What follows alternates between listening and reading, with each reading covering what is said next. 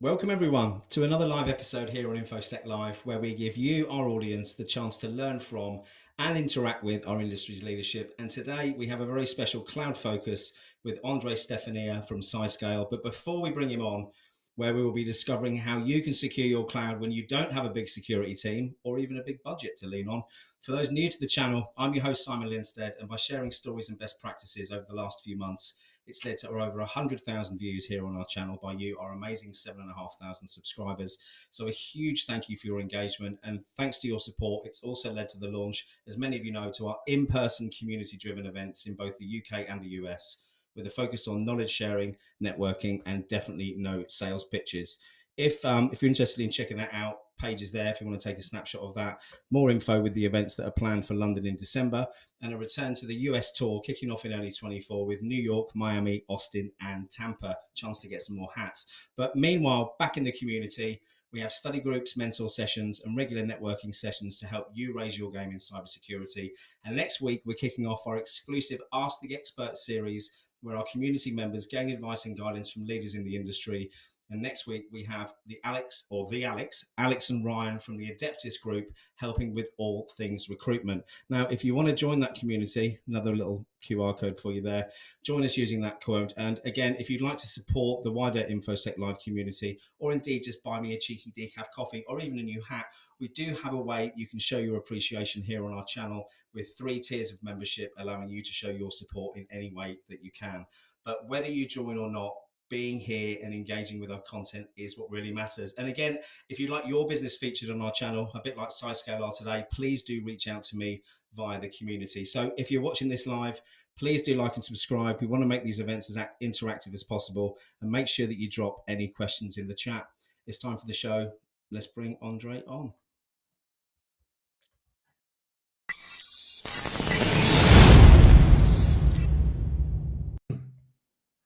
Hey, nice to meet you. Hi, Simon. Hi, everyone. It's great to have you on. We've only met, I think, just before the show today. We spoke for about 5 minutes. So this is going to be as educational and interactive and informing for me as it is for all of you audience out there. But let's kick off with you giving our audience a bit of background about yourself, Andrei, if that's okay, and what you're doing now. Yeah, of course. First of all, Simon, thank you for the invitation, and also everyone that joined for the podcast. I think this is going to be helpful, and thank you for joining, of course, and supporting the community. So my history started like 7 years ago. I started working in the reinsurance industry, and I found out that I'm actually quite passionate, and I like working with the cloud. It was still emerging back then. I mean, not that. I mean, it was already a big thing. And yeah, ever since then, ever since 6 years ago, I've been pretty heavily focused on understanding and learning the cloud, and leveraging it to building what we can build, to achieving our true potential in building application systems and so on, and of course making them secure is part of building them. Absolutely. What were you doing before you got involved in cloud then? What was the background before then, Andrei? I've worked in the reinsurance business. Basically, we were building products for the big insurance companies. And yeah, even then we saw this tendency to move towards the cloud, because, well, it makes more sense. Yeah, no, absolutely. And I mean, just throwing a quick curveball in there, you see some thoughts on LinkedIn from leadership about having a hybrid approach with on-prem and cloud.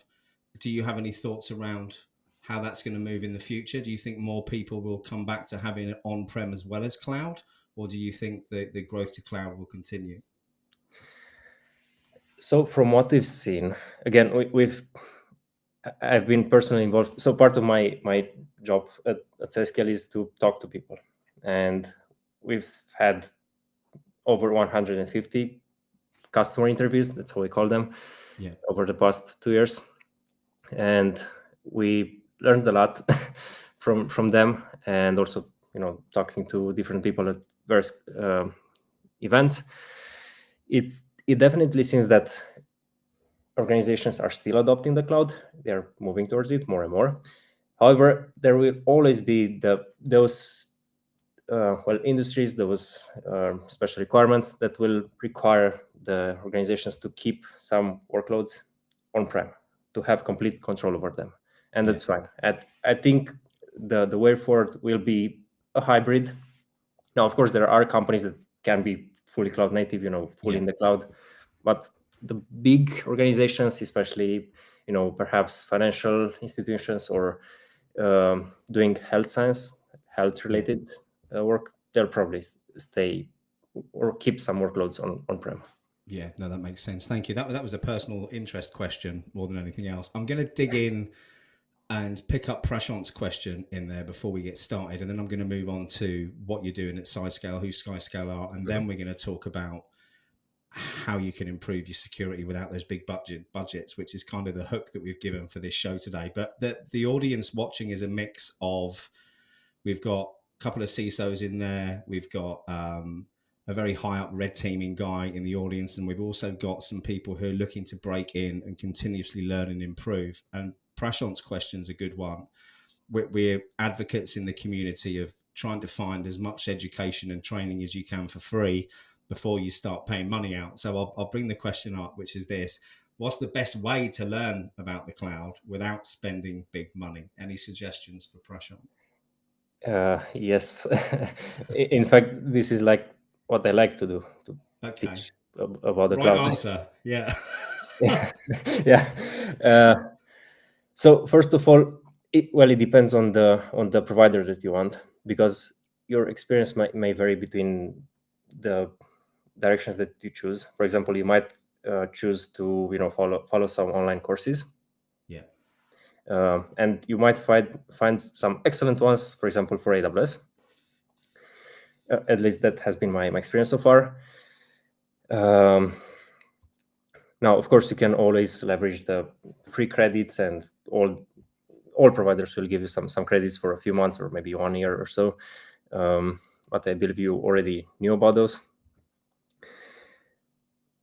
What I would do, to be fair, is, so the documentation of each provider greatly improved over the past few years, and now they provide some excellent white papers on pretty much all aspects. Yeah.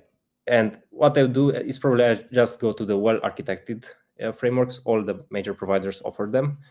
And it's also good because if you go through one, it will be fairly easy to learn the other providers, because they'll have a similar structure and they tackle similar topics.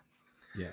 So yeah, that's what I would do. Just Thank you very much. And I think Prashant, what I'll do, if it's okay with Andrei, is I'm going to tap him up after the call and ask him for some links potentially through to some of these places, if he's got them, where we can start collating this information for the community. But thank you very much, Andrei. Jonathan Van Houten, I won't call you Dr. Van Houten then, Jonathan, thank you.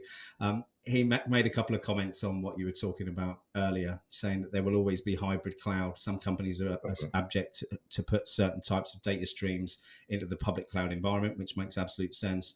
And then reiterating your point, but most customer-facing entities can be cloud-centric, highly regulated industries, etc. So, yeah, thank you.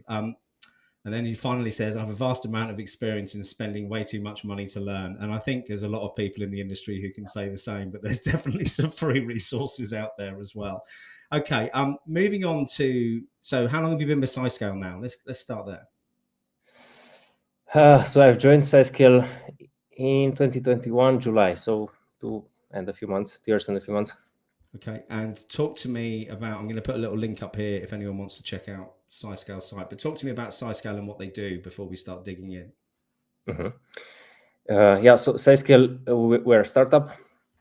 We have this platform. We're continuously building this platform that does cloud security, of course. Basically, it understands your cloud environment and helps you figure out the main risks, the biggest risks that you might have in your environment, how to address them, and also how to cover the compliance requirements.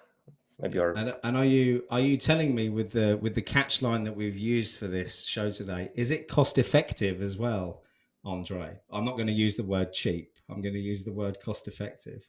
I like this. Yes. So our mission since the beginning was to make it work at any scale, and it's actually part of the name of the ScyScale. Yeah. And the idea. So initially, when I joined, I thought, okay, so we're just gonna add a bunch of VMs so it works for a bunch of people. It's not about that scale. No. It's about the scale of the organizations, and it might be a team of 10 people, organization of 10 people, or a huge enterprise. We really try to make it work for everyone. Okay, thank you. Okay, I'm going to go back now and ask you to educate me a little bit on the history of cloud, and particularly cloud security, and the changes that we've seen over the last few years. I mean, you mentioned at the start that you've been into it for 7 years. It wasn't massive at that point, but it was still pretty well known. People were using it. So do you mind telling us all a little bit about how it's evolved and where it's come from? Yes, I'd love to do that. So if we look a bit, if we look into the history of the cloud, so basically AWS started in 2006, and they started with just very few services: S3, EC2, and SQS. Now, back then they didn't have IAM, they didn't have any of that.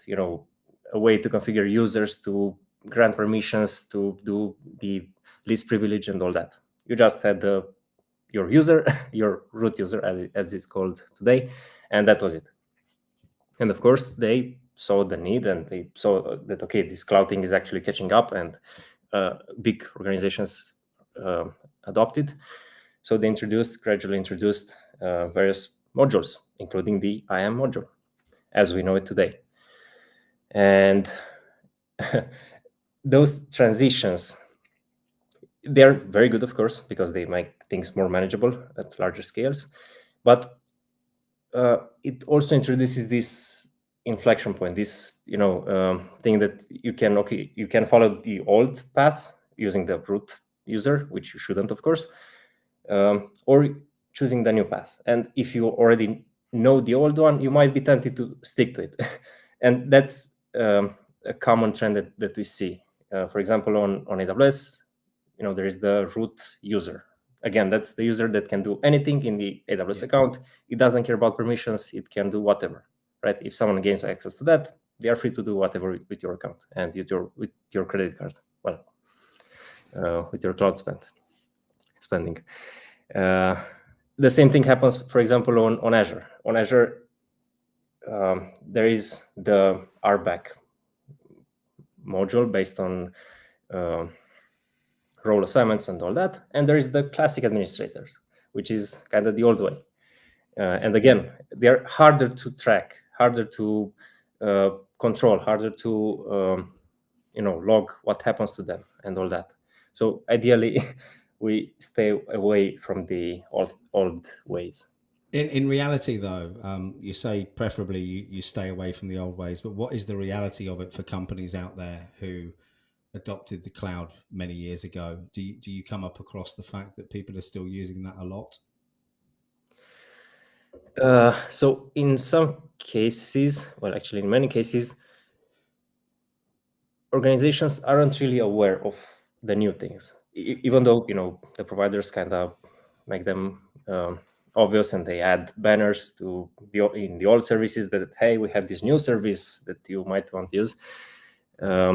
They don't, because it requires investment, it requires mental effort to understand what's new, what the transition would imply, and all that. And it also requires internal resources that a lot of these companies haven't got, right? Yeah, absolutely. Yeah, and I think that leads nicely into James's comment here. When startups set out to build SaaS solutions, so many go for enterprise market, and you end up with complex tools. You need a team to operate.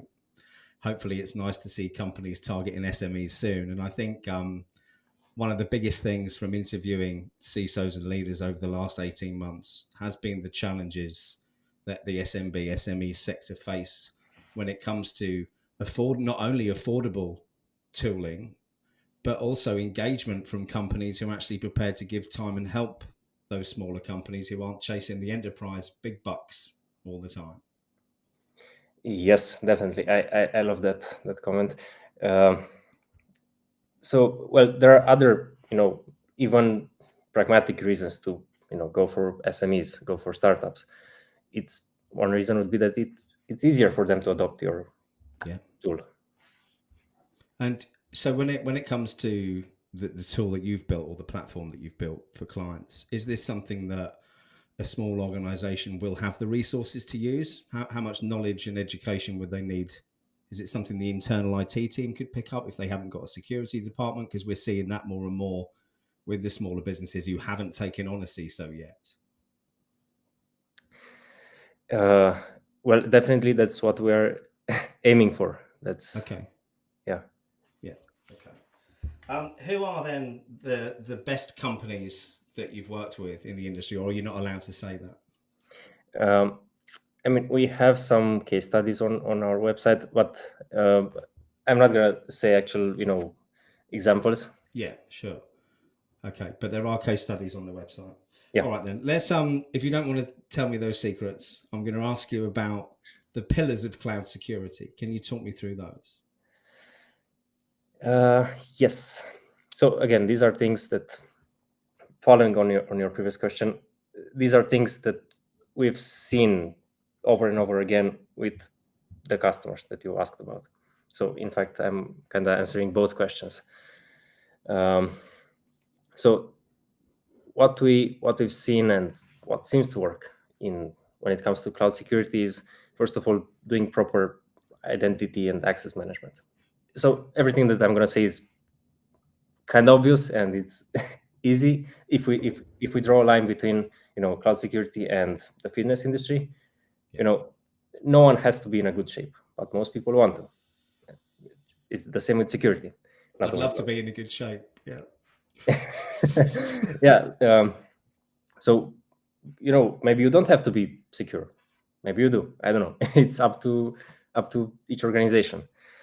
And also, maybe you need a coach, maybe you don't. The same happens with security tools. Maybe you need them, maybe you don't. If you're at the beginning, you will probably gain a lot of benefits by using one. Also, if you are near the top, if you're aiming for to go to fitness contests, you might need a fitness coach, and the same thing happens with security. So I've got a fitness coach actually, so it's a good analogy that you've used. And the reason I've got one is so I actually go to the gym and do something, because if I didn't have one with that commitment, I probably wouldn't turn up. But that's a completely different conversation. Yeah, totally. That's an excellent reason to have a coach. What would your advice be for any SMB or SME out there who were looking to take cloud security more seriously? What would the first steps be for them? I think it's the same as learning. Just go through the well-architected frameworks. Again, they're excellent. They are white papers. They can be, you can get them as PDFs. And simply reading through that will introduce you to a lot of terms, a lot of concepts, and will get your mind, in the right mindset, or in the right framework. And besides that, of course, there are a lot of open source tools. we've collected a lot of them. I can provide some links after. They are, Please, open source, free, and all that. Some of them are pretty good, actually. Yeah, and again, it's a journey. I mean, I've been doing this stuff for the last 7 years. Yet I still learn something new every day, and it's interesting actually to learn something new every day, because at the beginning, if you start building something, you might make everything public because it's easier to build it that way, and everything works. You don't have to worry about access. But then you realize, maybe this shouldn't be public. Maybe we can optimize the permissions here. Maybe you realize things. You figure out as you go. Okay, thank you. Will you tell us a bit more about how ScyScale engage with their clients? What does it look like? I'm not sure I understand the question. Sorry, yeah, I've probably framed that really badly. So for businesses out there who would consider working with you guys at ScyScale, how do you work out that you can help them? What's the process that you use there? So basically, we discuss as many times as possible. We try to understand what they are doing, what they are aiming for, if they need any, if they have any compliance requirements. And yeah, of course, we are looking whether there is a technology fit between what they are using, what they will be using in the future, and what we can provide today, because we don't cover, everything the cloud has to offer. Yeah. So how do you, that brings me on to the next question. So from having a 23.5 year career in financial services where I was involved in risk assessment, risk profiling, etc.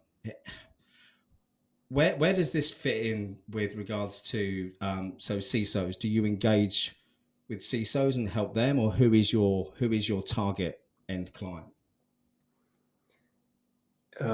Yes, so CISOs is definitely one of our favorite people to talk to because it makes sense. It's fairly easy to talk to them because they already have the desire to improve the security, the compliance part. That makes sense. I mean, the next question I was getting to by framing that with the risk profiling part is we used to work off a panel of preferred investment funds that we would review on a quarterly basis for performance and also how that mapped to individual customer or client risk profiles. How do you ensure that the companies you're working with continue to be the right companies to be working with?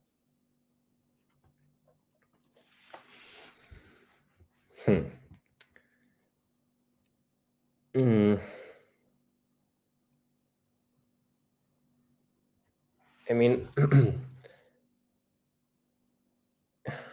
I'm not sure how to answer that actually. Okay, let me rephrase. I'll rephrase the question then, and I'll take it back to kind of the inception point when you onboard different companies that you're working with. So companies that you recommend to other people. What's the process look like for working out which one of those you want to work with, and how do you work out the ones that you don't want to work with? So usually these are companies that again fit from a technological point of view, and there are also the companies that are willing to make some investment, not only money, but actual people, and dedicated some time to learning some of this stuff, even though you try to make it as easy as possible, and not only for security specialists. But there is some commitment that's needed from them.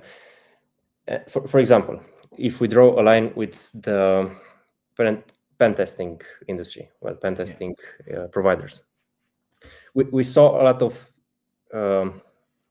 usage, a lot of companies using those services, which is excellent. It's very good. However, one of the reasons for that seems to be that perhaps it doesn't require that much investment from them, because, hey, please conduct this pen testing for me and give me the report. That's it's like a regulatory checkbox exercise sometimes, perhaps. Yes. Yes. On the other side, on the other part, adopting a security tool, a security platform requires someone to be there and use the tool or the platform. Yeah, no, absolutely. We've got a question in here from Paula. Excuse me. And the question is, what made you go into the cloud sector? And more importantly, what made you stay? Paula says. Yeah. I Was it the money, or do you have a love of the cloud and the technology itself? Come on. so I personally just enjoy learning things that enable other people to build, what they want to implement their ideas, and cloud is one of those enablers. Is Yeah. one of those enabling technologies that kind of make it possible to do, to try out ideas, to do things that otherwise wouldn't be possible. So the AI business, the entire thing, it runs on the cloud. It needs it. Which and it wouldn't be possible without. So it's the excitement of the potential and the possibilities that got you interested in cloud in the first place. It sounds like, and dare I say, it's the money that made you stay, or were there other reasons? What made me stay? Well, is the fact that I think, like, from a conceptual point of view, it promotes all the good things. So, for example, there's the concept of shifting left, right? Yeah. Bringing more and more responsibilities to the development team. Although the providers out there shout about shifting left and then sell you their SAST and DASCAL tools that aren't actually shifting that left at all, really, right? Yeah. Sorry, carry on, Andrei. So I just find that the cloud industry, of course, there are things that I don't like, that are not ideal. What do you think one of the biggest challenges for the cloud is? Let me ask you that question before I bring up some other comments. It's probably the perception of most people. Yeah. Do you want to elaborate on that? What do you mean? What do you mean by that? The fact that no one actually knows what a cloud is if they don't work in tech, and they think it's all stored in some magical place somewhere, or yes, yes. The cloud could be Google Drive or Dropbox or something like that, or it could be virtual machines and building stuff.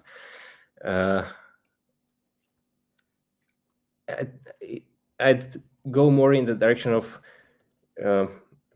most people have this fear that, okay, the cloud providers, especially the ones that are not from Europe, like most of them, will do whatever with your data, or give access to random people to your data, or to governments, which doesn't happen.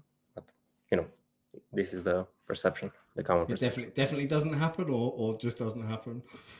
It doesn't. So what's interesting is that the providers have a very good procedure in place for situations like that. I mean, okay, if some organization is somehow connected to some terrorism or some claims like that, then the government might require access to their data, but there will be like a dedicated service, a dedicated thing in the portal of the provider, in which the organization will get a notification and, hey, this is the ongoing investigation. We need you to grant access. This is why we're requiring it. So it's a proper process put in place.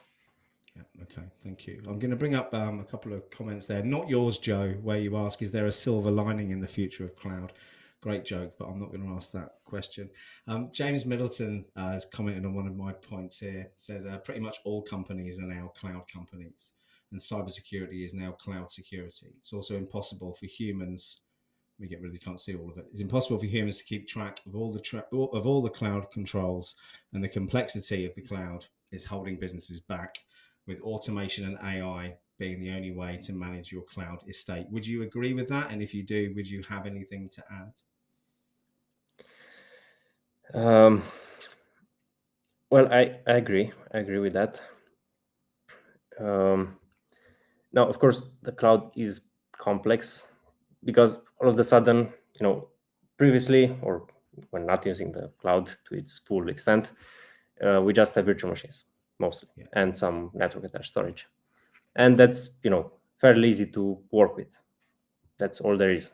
But with the cloud, you all of a sudden have workloads that have identities and have permissions and can do stuff as a user might be able to do, and all of a sudden we also have the users of our application and also the users of our infrastructure, which would be the the infrastructure team or the development team that have access to the resources. So it's a lot more complexity involved, but well, also a lot more possibilities.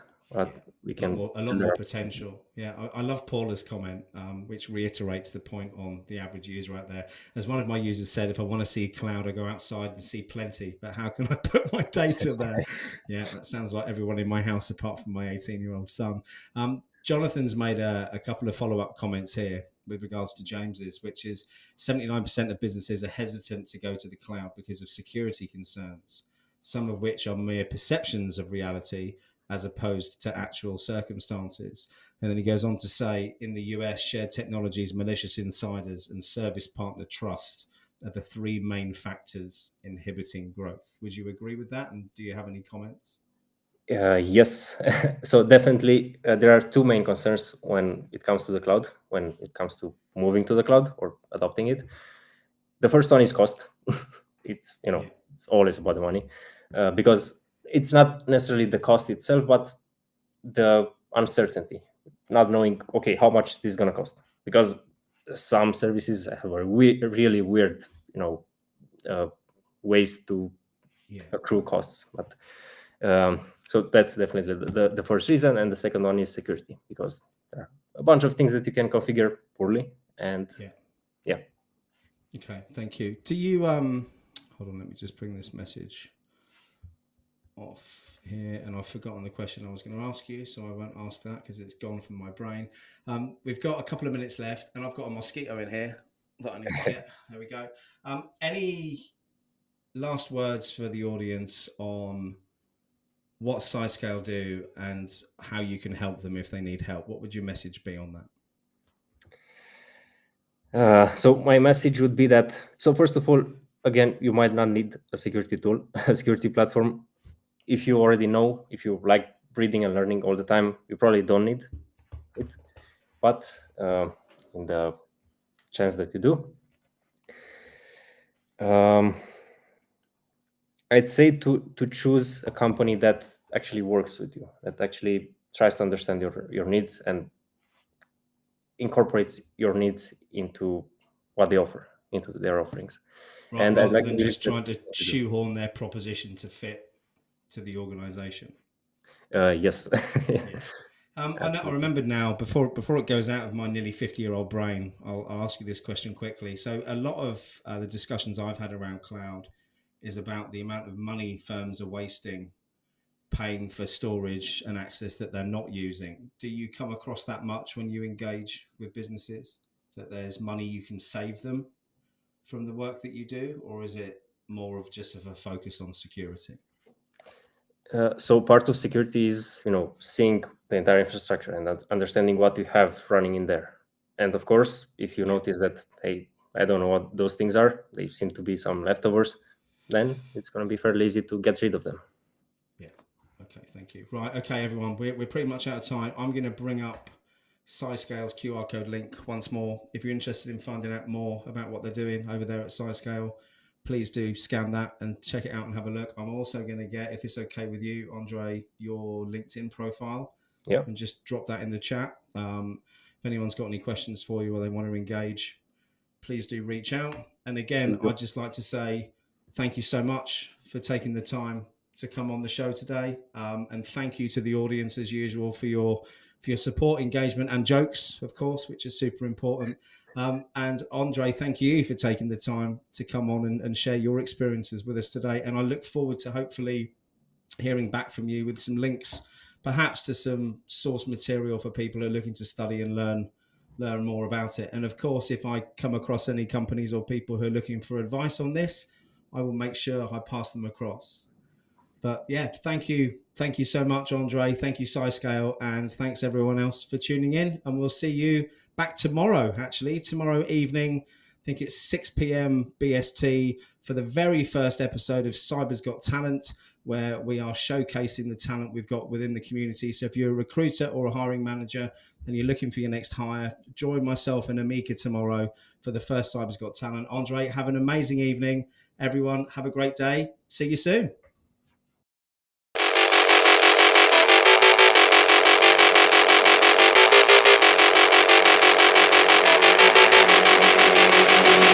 Thank you.